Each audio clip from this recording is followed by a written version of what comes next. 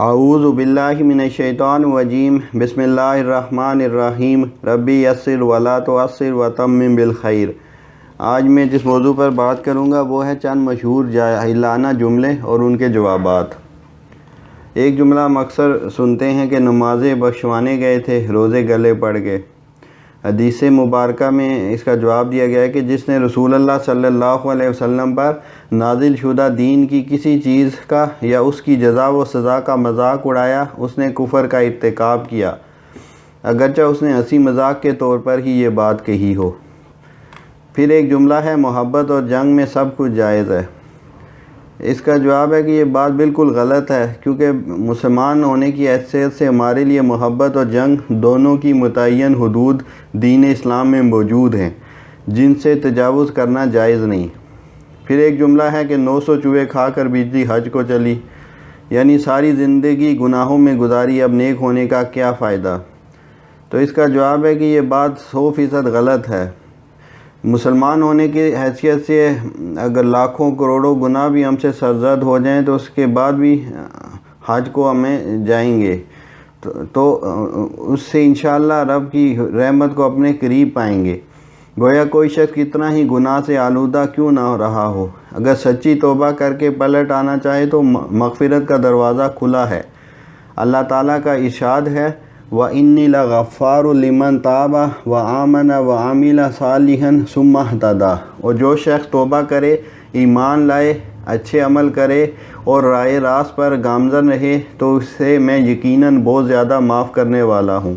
سورہ طٰہٰ کی آیت 82 ہے۔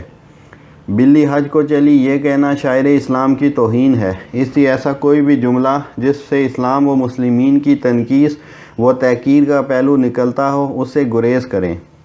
پھر ایک جملہ بولا جاتا ہے کہ آج کے دور کے مطابق دین میں تبدیلی وقت کی ضرورت ہے۔ اللہ تعالیٰ اس کا جواب ارشاد فرماتے ہیں قرآن پاک میں الیوم اکملت لکم دینکم واتممت علیکم نعمتی ورضیت لکم الاسلام دینا۔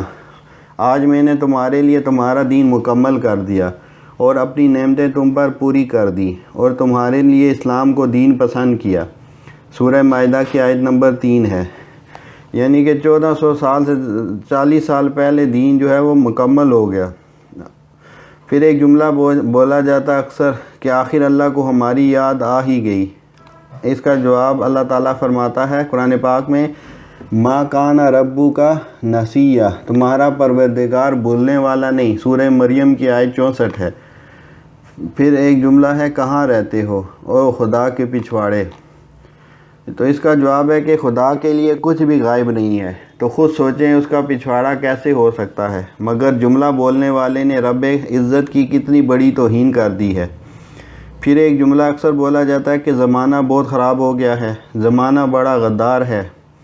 تو اس کا جواب حدیث قدسی میں دیا گیا ہے کہ ابن آدم مجھے اذیت دیتا ہے، وہ زمانے وقت کو گالی دیتا ہے جبکہ زمانہ میں ہوں، ہر حکم میرے ہاتھ میں ہے اور میں ہی دن رات کو پلٹاتا ہوں۔ یہ متفق علیہ حدیث ہے، بخاری اور مسلم دونوں میں۔ پھر ایک جملہ بولا جاتا ہے کہ فلاں بہت منحوس ہے وغیرہ وغیرہ۔ تو اس کا جواب ہے کہ یہ بالکل غلط بات ہے، یہ وہمی لوگوں کی باتیں ہیں۔ اسلام میں نحوست اور بدشگونی کا کوئی تصور نہیں ہے، یہ محض توہم پرستی ہے۔ حدیث شریف میں بدشگونی کے عقیدے کی تردید فرمائی گئی ہے۔ سب سے بڑی نحوست انسان کی اپنی بدعمالیاں اور فسق و فجور ہے۔ قرآن میں ارشاد ہے تجھے جو بلائی ملتی ہے وہ اللہ تعالیٰ کی طرف سے ہے اور جو برائی پہنچتی ہے وہ تیرے اپنے نفس کی طرف سے ہے۔ سورہ نساء کی آیت 79 ہے۔